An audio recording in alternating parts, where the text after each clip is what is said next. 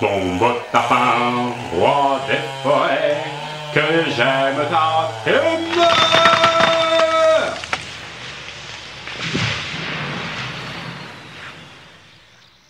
C'est parti pour les fêtes saturnales qui annoncent évidemment l'arrivée prochaine de Noël et de sa surcharge de papier d'emballage qui feront exploser le niveau mondial de déchets.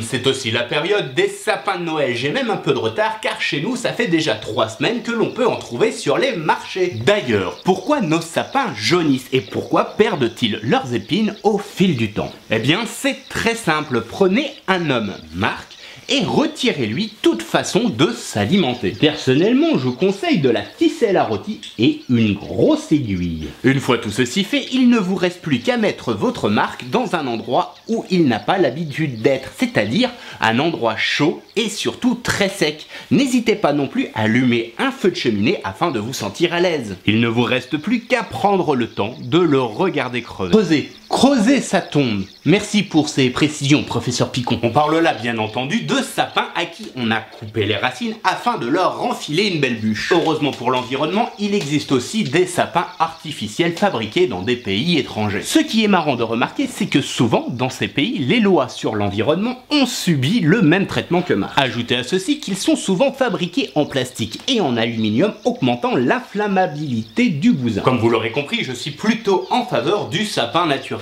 Néanmoins, j'ai plus que du mal avec l'idée de zigouiller un arbre, même s'il a été planté exprès, tout ceci pour en faire un trophée.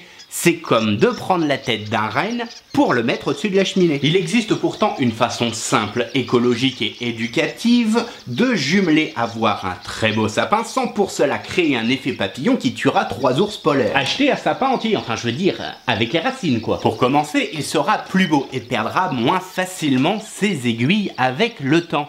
Et en plus, comme il aura été planté exprès pour ça, il ne participera pas à la déforestation. Ensuite, une fois Noël passé, vous vous équipez d'une pelle et vous partez en famille lui rendre hommage et le replanter. Pour les soucieux, je ne connais personne qui se soit fait disputer pour avoir planté un arbre. Mais si vous avez le moindre doute, n'hésitez pas à demander au propriétaire. Je vois vraiment pas qui pourrait vous le refuser. Apprendre à nos enfants que la nature est essentielle est évident. Mais profitons des rituels de Noël pour leur apprendre des petits gestes qui donneront de grandes forêts essentielles à leur avenir. Voici la fin de l'épisode 11 sur les sapins. J'espère qu'il vous a plu. Vous pouvez le liker, le partager, le commenter. N'hésitez surtout pas. Cette semaine, je n'ai pas mon canapé parce que j'ai très mal au dos et que j'ai pas envie d'empirer les choses. Sur ce, je vous dis à dimanche. Allez, wadada.